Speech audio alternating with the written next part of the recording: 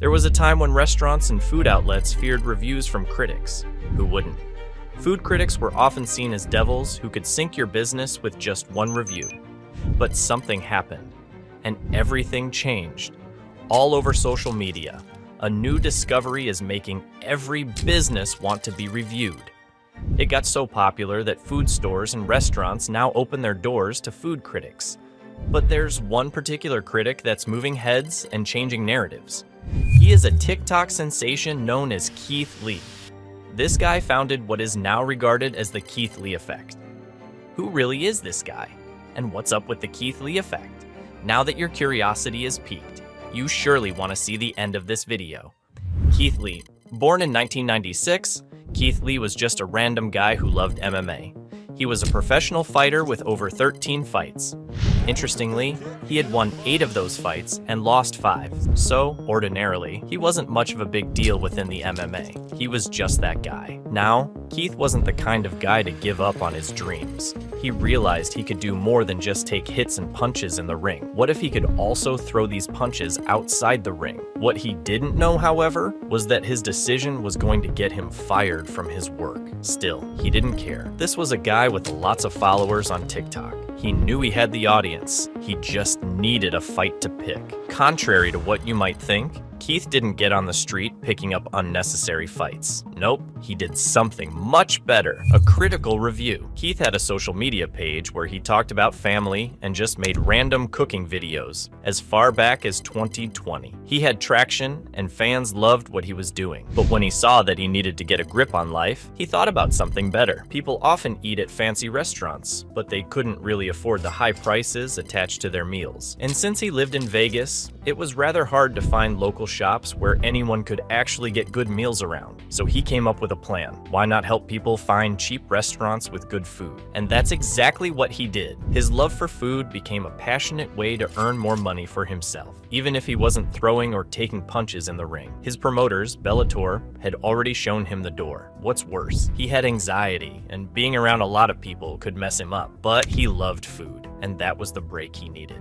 Keith started from restaurants around him, making videos of how he ordered food and rating the quality of delivery from 1 to 10. Then, he'd go on to also rate the quality of each meal as he made interesting videos for his followers to see. Since he had some sort of popularity, he couldn't walk into restaurants without getting a lot of attention. So he began to ask his family members to help him make orders. Everything was going very well. After a few weeks, he decided to take his passion to another level. Instead of just tasting food in one city, why not visit other cities and show the people what they really wanted? So he got up and began a rodeo, moving from city to city as he tasted different kinds of meals. By 2024, his followers had increased to over 16 million. He had amassed a total of 72.9 million likes as well, all on TikTok. Life couldn't be any better for this guy who had just turned his own life around by following his passion. But in doing so, he had created something else. He didn't know it, but he wasn't just a food critic. He was so much more now,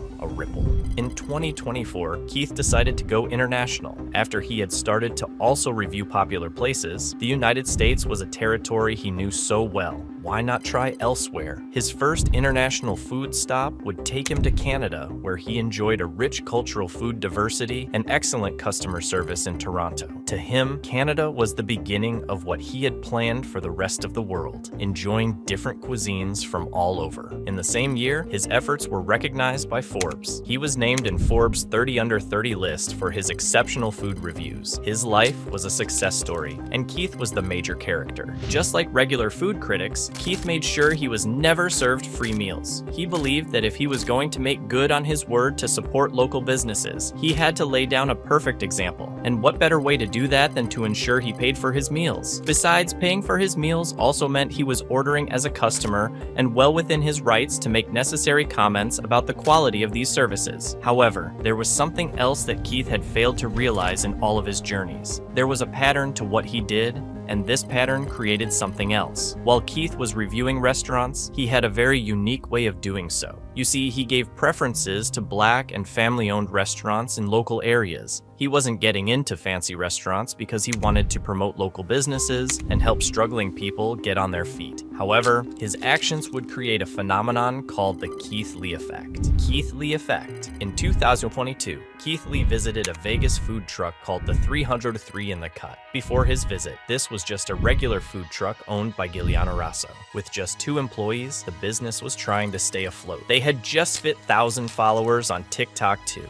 In all, it was a small business trying to weather it out. The day after Keith posted his review of the business, their TikTok page blew up and they gained 300,000 new followers. More than 140 customers were waiting in line the next morning, yelling orders similar to what Keith had ordered the previous day. But it was in 2023 that things really heated up. Keith had reviewed another local business called Frankincense. Now, the story was different. Frankincense was a pizzeria that was about to close down due to challenges.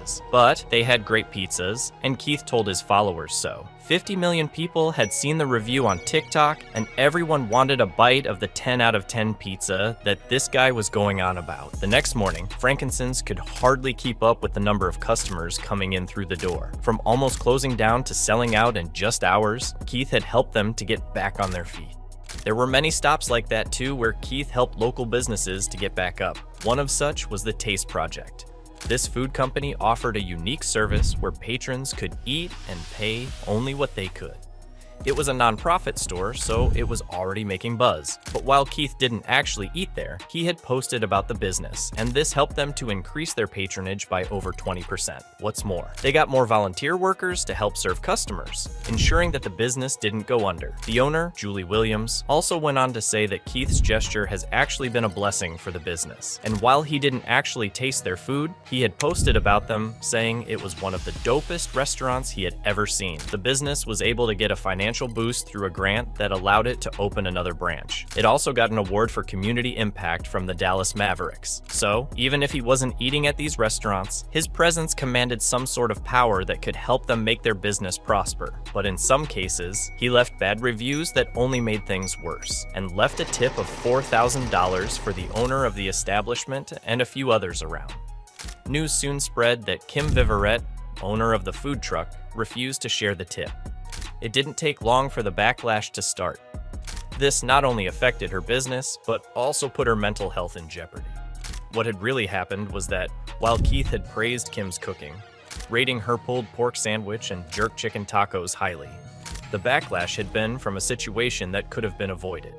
According to her, she reached out to Keith to know if she could pay the 2 other business owners who had only come to show support and were not part of her staff. Even though she didn't get an answer, she had later paid them when the money hit her account. But the story online was different. The others had accused her of not being honest with it. Kim had to temporarily close her food truck down after she experienced a full backlash from what she referred to as the Keith cult.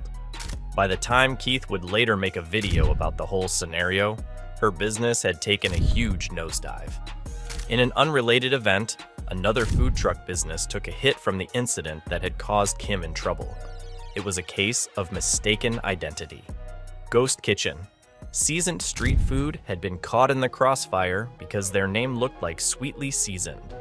The owner said they went through a lot of negative reviews, as well as harassing calls, some of which were originally meant for the other food business. In essence, Keith's gesture has become a revolutionary voice for small business owners to try and get into the good books of their would-be customers. It is now a race to get him to their restaurants, food trucks, or establishments with hopes that he leaves a positive review. This way, they would get a surge in patronage and improve their online ratings. Does this work? Maybe. But is it always possible for it to happen, seeing that there are better qualified food critics out there with certified experience? The answers to these questions are rather hard to explain. On one side, Keith is doing an excellent job of using social media as a tool for businesses to get the needed leverage for them to grow. In so doing, he's not just helping these businesses survive, but also enabling them to get more financial backing that could facilitate instant expansion. On the other side, there's the argument for ethics and values. Keith's reviews are based on his personal experience and do not necessarily share the opinion of experts in this field. Social media has also been a tool that has fed vendetta and a horde mentality for a very long time. Would anyone trust the words of a man who is only using his fame to promote, or in some cases, destroy targeted businesses over the words of certified experts in the field? These questions are there for anyone to answer, but the truth remains that the Keith Lee effect is real and is spreading like wildfire. In under 5 years, Keith has amassed a following unlike any other, just by lending a voice to what people can't do without. What do you think Keith Lee's gestures are? To promote a business sense among locals and people who really need the help? Or just a ride on popularity that may be damaging to the sales businesses he set out to support? Leave your comments down below and don't forget to like this video. Also, share and follow us for more like this. Bye for now.